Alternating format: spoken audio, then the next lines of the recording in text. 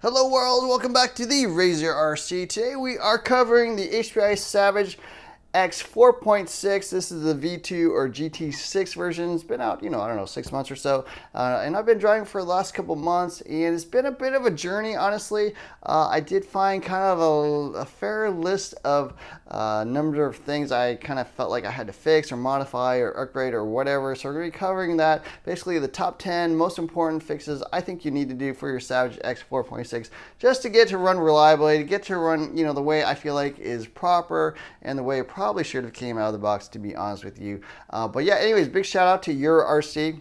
For sponsoring this series of videos. We do have a 5% off coupon code. Honestly, the Savage X 4.6 is cheaper if you buy it today. Even if you live in the US, there's fairly extensive shipping costs involved, but you will find that is actually cheaper than buying it here in the US. So depending on where you live in the world, depending on your currency conversion, definitely throw down your address in the shipping information and get the right tax information, get the right shipping information, obviously, and find out what the cost is in your local currency. And I think you'll be pretty impressed that things like this or the Flex version or a fair number of other vehicles are actually going to be less expensive to buy from Your RC. So we do have a 5% off coupon code. Check it out.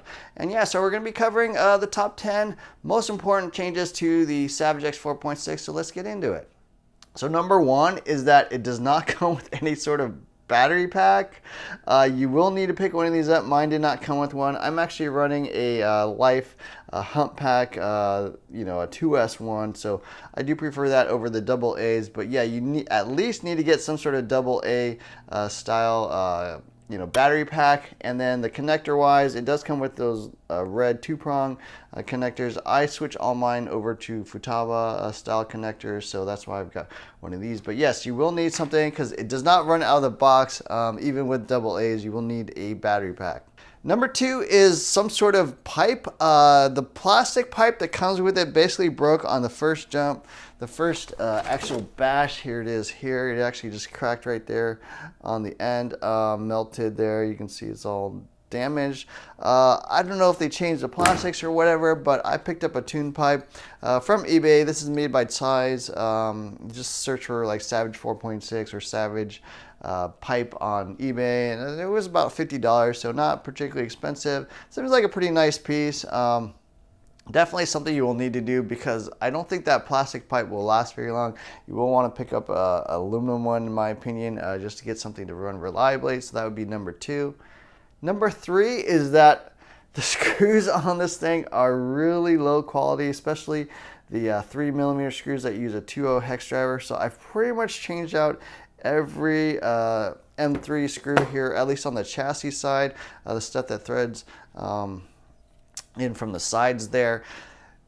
I don't know, they're just really low quality. I stripped 6 or 7 of them. I didn't actually fully strip them. I did have to take a Dremel to couple them to get them out. The M4 screws here, kind of these bigger ones, I guess they're not as big of a deal because they are at least bigger, so you can stick on a bigger 2.5mm hex driver. But yeah, I don't know, though the parts quality on those screws are pretty low. Some of them were even stripped, I'd say, out of the box. And I do use high quality MIP hex drivers all the time, so it's not a hex driver problem, it really is a screw problem. I do highly recommend just having spare screws on hand, especially the M3s. And there's a couple different types. There's sort of these button head types, and then there's some of these flathead or pan head screws here on this protector on top. So definitely get some better screws, or at least be prepared for that. Number four is aluminum clutch shoes. So inside the clutch bell, it does use a new style of clutch shoes. I think they call them Teflon or Delrin or something like that, some sort of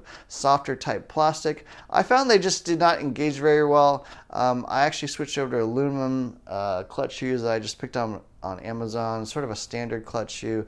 You'll need 3 of them. Engages way better. I mean, they are lighter, so they do sort of open up and engage much earlier. But yeah, the stock shoes, I just could not get it to really run properly. It would not really engage the clutch bell and then actually spin the spur gear and engage the drivetrain. So that to me was important. I'm not sure it's a problem with all these. I know a lot of people have had them wear out very quickly, you know, sort of like the third or fourth tank they've already worn out. So I would recommend getting some aluminum clutch shoes. Maybe get some different springs. I think this comes with the 9.0 springs.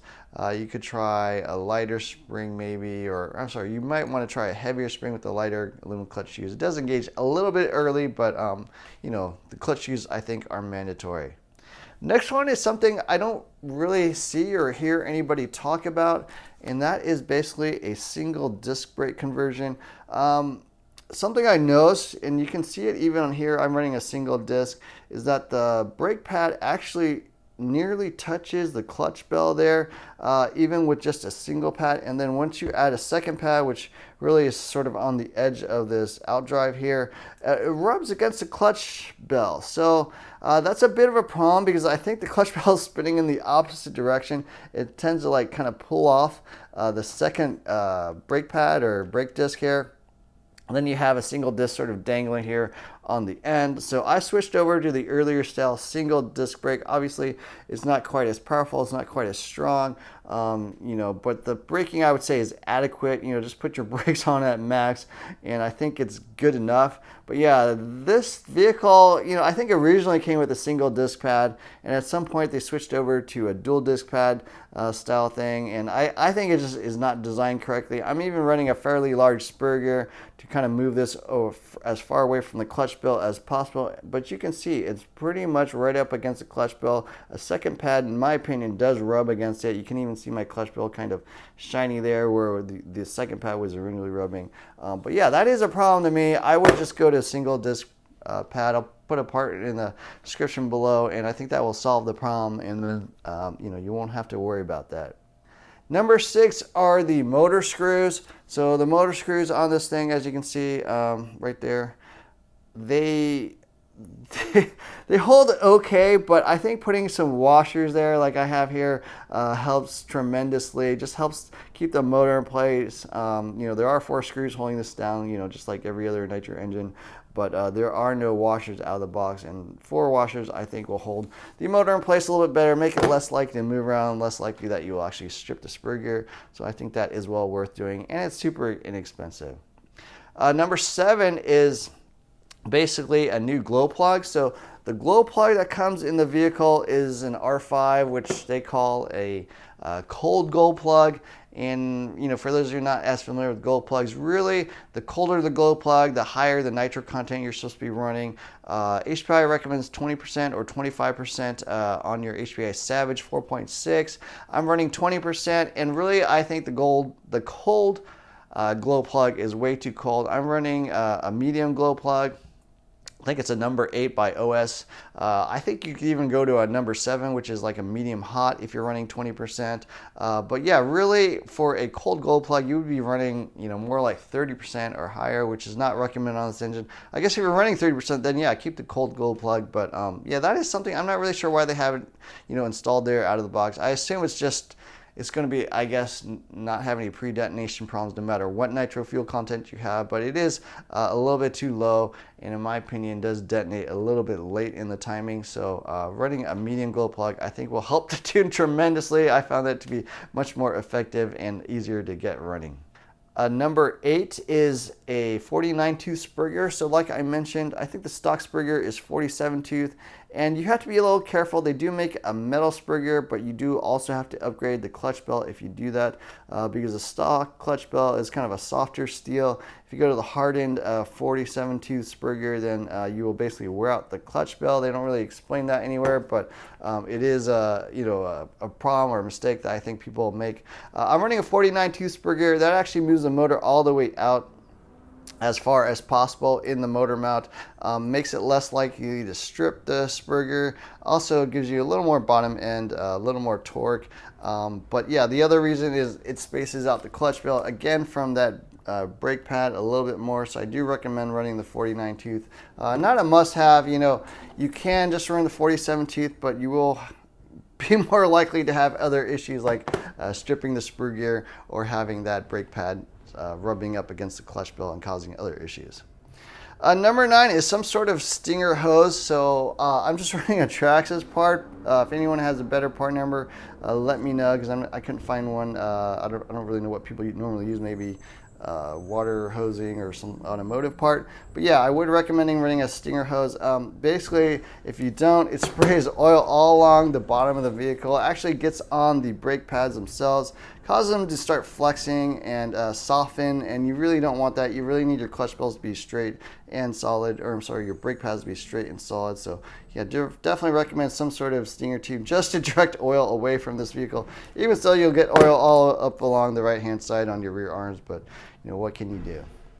Last modification I would recommend, and this is something I ran on my Flux, but I'm running hardened steel internal gears on the front and back. The vehicle out of the box comes with fairly soft internal gears. I think the ring and pinion are their new hardened or bulletproof gears that they call them.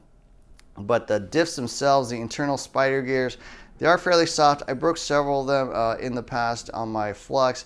Not sure it's as big of a deal on the nitro side because this engine is not as powerful as like a 6S motor.